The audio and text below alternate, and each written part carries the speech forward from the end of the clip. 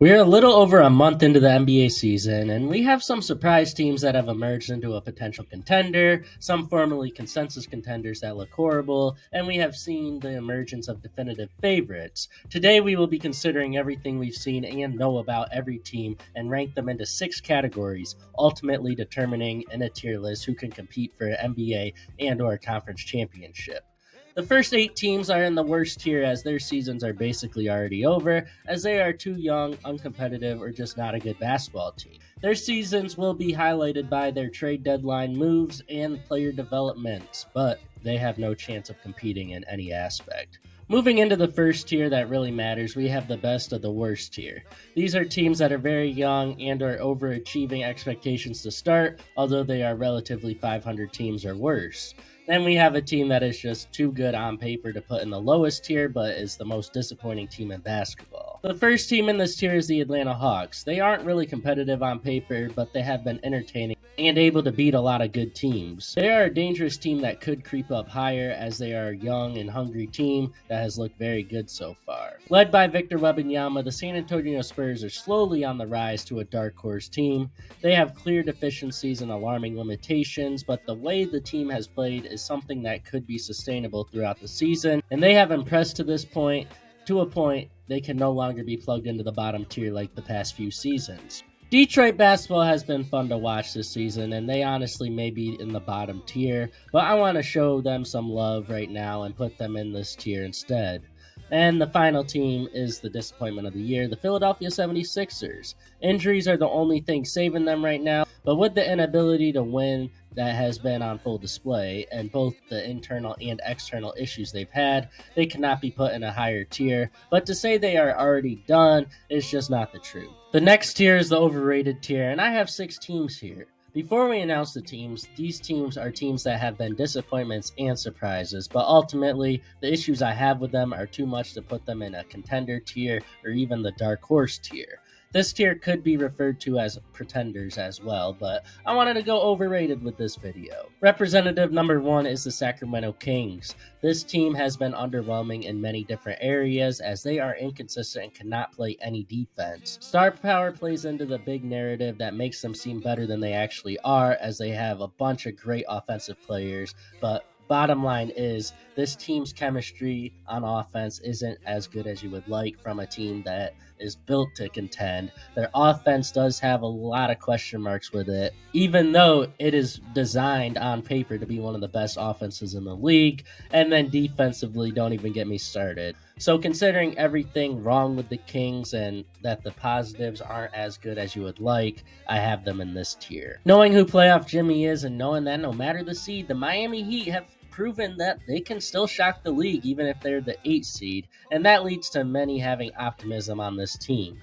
My problem is that the team has been so disappointing in many other areas, and even if Jimmy is not playing at a high level, Bam, who has been the consistent presence the past few seasons, has been underperforming horribly on offense this year.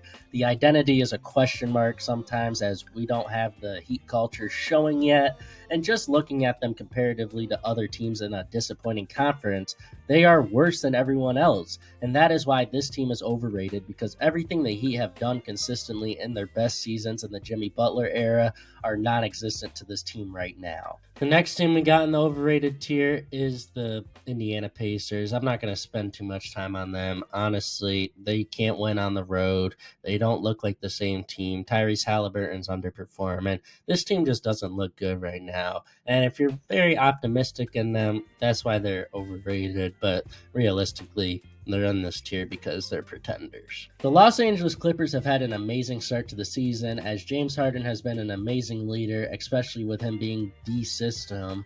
Norman Powell and Ivica Zubac playing well, and of course the depth players they have are gritty and play both ends of the floor well. The hype around them has been earned, no question about it, but when it comes down to it, the team is heavily reliant on James Harden and is a James Harden system team, and knowing his playoff history, that isn't a successful way to move forward. So although I respect them and have truly enjoyed watching the Clippers this year, the start is deceiving, and that's why they end up in this tier. Getting controversial, I have the Golden State Warriors in this tier as well. The Warriors started the season hot to a point that they were comfortably atop the West, they have slowed down recently, and with that, they are slowly falling in the standings as their limitations are showing.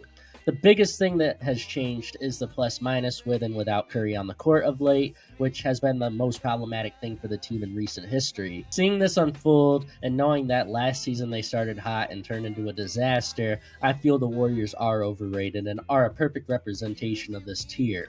They need to add another shot creator and maker that can self-create, or else this season will be short-lived like last year, and I will keep saying that. To conclude the overrated tier, I have the Los Angeles Lakers. I know everything looks much better with the new coach on the court, but there are still glaring issues with this team that are still showing. We can sit here and talk about how the Nuggets are the only team they cannot beat, or we can look at the fact that this is the same team it has been the past 2 seasons. The conference finals run is what the team is living off of right now, but the reality is that they are a 7 seed every year for a reason, and the reason is that the team is not very good.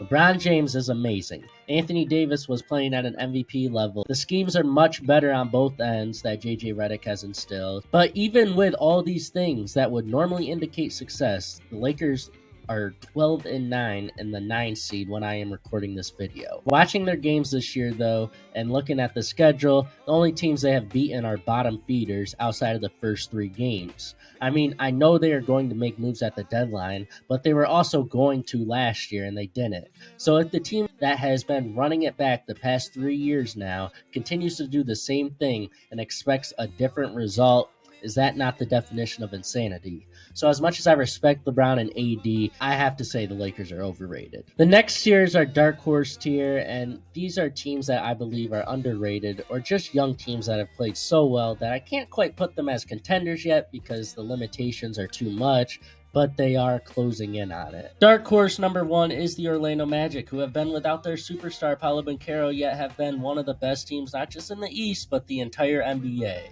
The defense they have is amazing, and all their players have stepped up offensively time and time again, and now they even got Contavious Caldwell-Pope remembering how to shoot a basketball. Even though the media may not always show it, the Orlando Magic are one of the most feared regular season teams right now, solely because of their identity. They play gritty, bruising basketball, and although the players on offense have question marks, they get the job done. However, the reason I cannot say they are contenders is heavily centered around their limitation of being unable to shoot the 3. They are 1 or 2 knockdown 3-point shooters away from being contenders, and knowing that they have trade flexibility and could make a move, I think having them as a dark horse right on the borderline of contender is justifiable. I feel like I am disrespecting them by having them here, but at the same time, come playoff time, they're going to need to figure out how to shoot 3s. And right now, I don't think they can consistently do that. The same message does apply to the Houston Rockets. And did I think I would find myself considering putting Houston as contenders? Probably not, but the more I think about it, this team has all the makings to be a contender. The depth is amazing as they have 7 players averaging double figures. The defense is amazing. Their coach Ime Udoka is one of the best coaches in the league, and we know they are just one piece away from being right there with the favorites. If you look at their games, they have played their best basketball against the best teams in the league. There is also a very real possibility the Rockets will trade for a star player by the deadline, although I would disagree with that decision. If they were to add someone else to make their floor spacing better while continuing to maintain elite depth, things could get scary. The work ethic of each player speaks volumes about the team as they are hyper aggressive on the offensive glass with their insanely athletic players, and that hyper aggression does translate on defense as they got a bunch of versatile wings that love to play defense. Their offense is decently smooth right now as they know how to play together, and the chemistry is about 95%. There are some issues with certain players that are very glaring, but the Houston Rockets, offensively and defensively, look like a contender right now, but their youth does show, and they still have a big limitation, so the Rockets are a dark horse right now. But if they go about the deadline right, they could be clear-cut contenders by the end of the year. Team 2 in the dark horse category is the Minnesota Timberwolves. If it weren't for the early season struggles, they would probably find themselves as a contender still, but the struggles have been so alarming, I cannot say they are a contender to this point.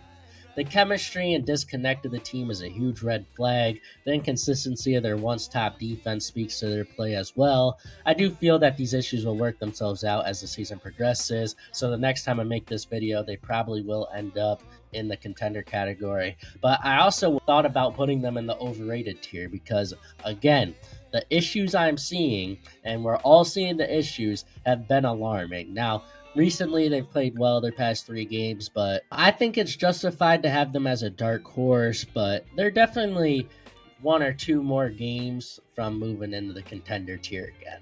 But a week ago, they were in the overrated tier. Next up, we have the Memphis Grizzlies. Through all the injuries, one thing remains clear. Last season was a fluke, and the Grizzlies will find themselves atop the West again. Now, they may not be the 2 seed like they were, or even a top 4 seed, but this team is very good. The depth has shown as they deal with injuries, they have been winning games, although Desmond Bane has disappointed so far, and the play of John Triple J has been stellar.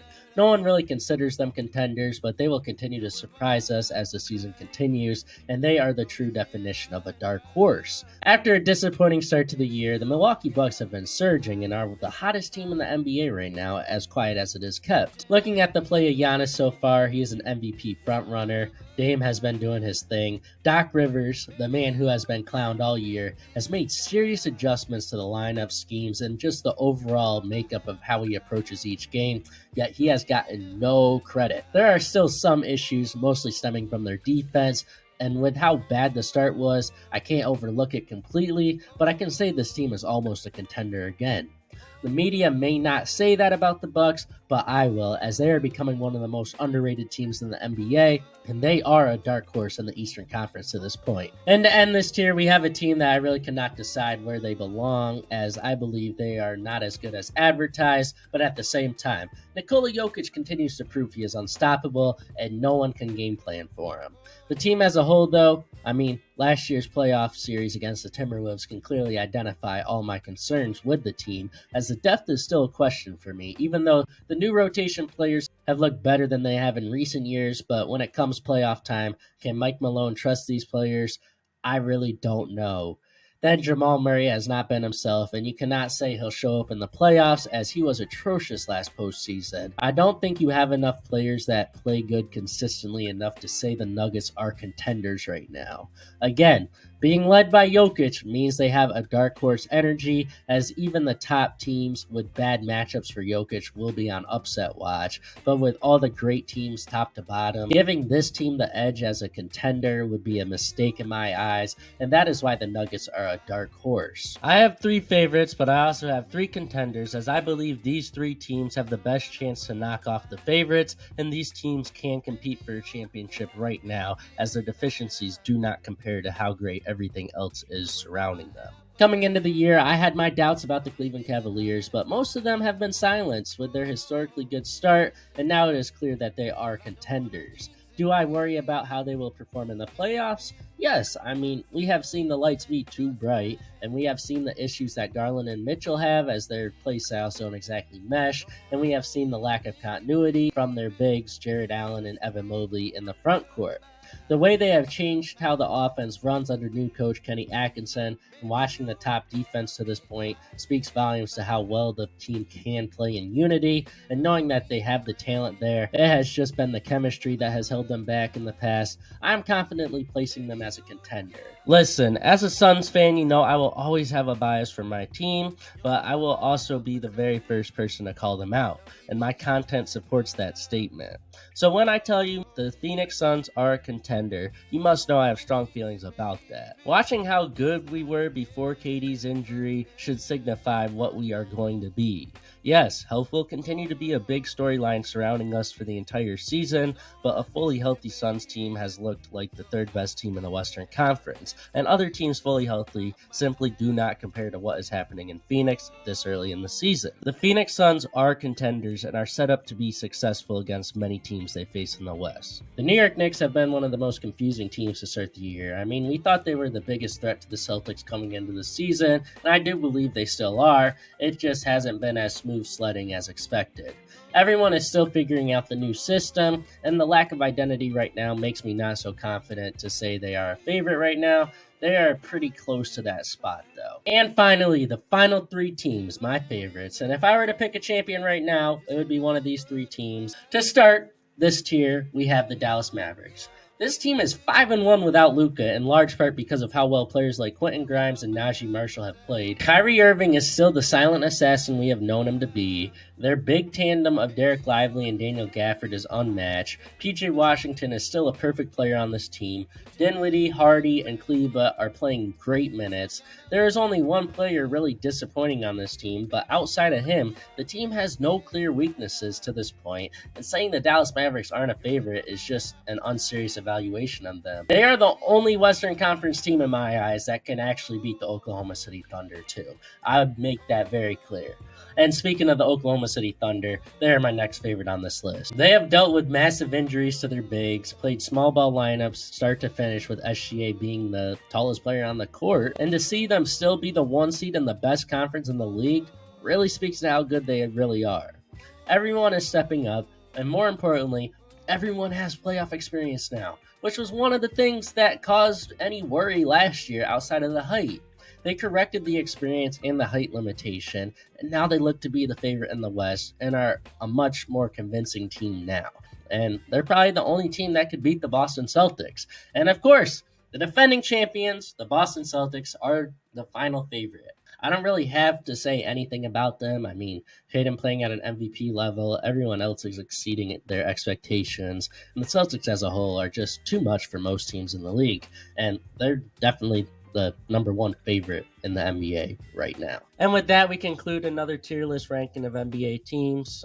If you have any disagreements or you agree with things, please comment down below. Just be respectful about it in my comment section. I would love to hear what y'all think. If you're new to the channel and want to check out my weekly recap in case you missed it, that video is on the screen, and we take a deep dive into the Timberwolves since they had a really bad week last week, although things might have changed this week. Again, I hope y'all enjoyed. Y'all stay safe. Have a good one. Don't forget to like and subscribe as it does help out a lot.